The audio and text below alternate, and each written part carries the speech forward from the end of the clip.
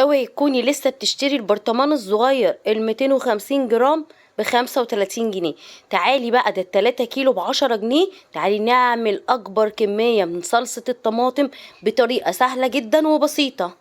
اهي بصوا الطماطم بكام؟ التلاتة ب10 جنيه، يعني ب3 جنيه ونص. لاني لما بقول لكم الاسعار دي انتوا ما بتصدقونيش. تعالوا بقى يلا شوفوا، جبت صفقة طماطم، يلا نصلصلها وتقعد معانا سنة كاملة، وكمان من غير ما تاخد معانا مكان في الفريزر. بس ما ننساش الصلاة على النبي ونعمل لايك وشير. وبصوا ب3 جنيه ونص تفاحة اهي والله.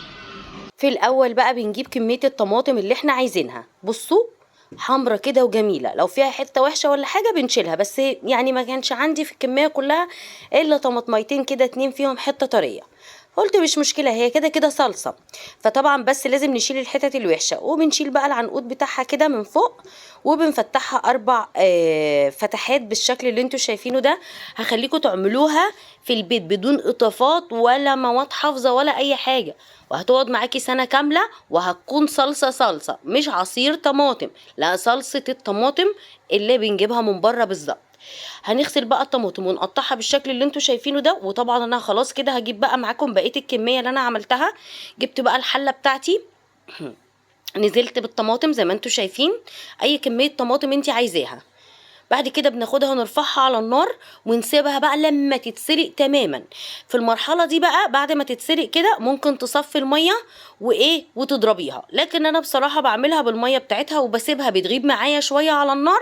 لكن انت علشان الوقت ممكن تصفي المية بتاعتها وتاخدي الطماطم تضربيها، مش هتاخد معاكي وقت. لكن انا بضربها بالمية بتاعتها، وبحب المية بتاعتها بتقعد معايا حوالي ساعتين 3 على النار، على نار هادية.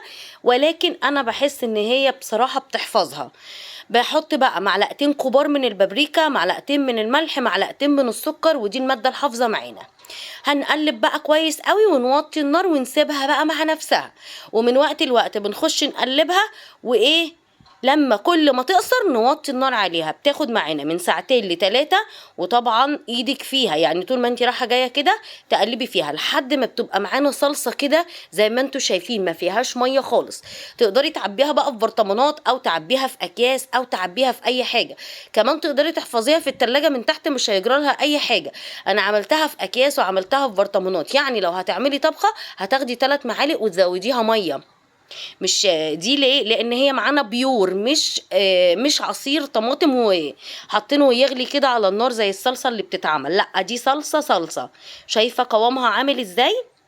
عبيت بقى في اكياس وفي برطمانات، وعايزه اقول لكم ان الكميه دي تبان صغيره، بس لا هتقعد معاكي كتير، لان دي متسبكه لحد ما واصله لمرحله الصلصه. لو عجبتكم بقى ما تنسوش لايك وشير.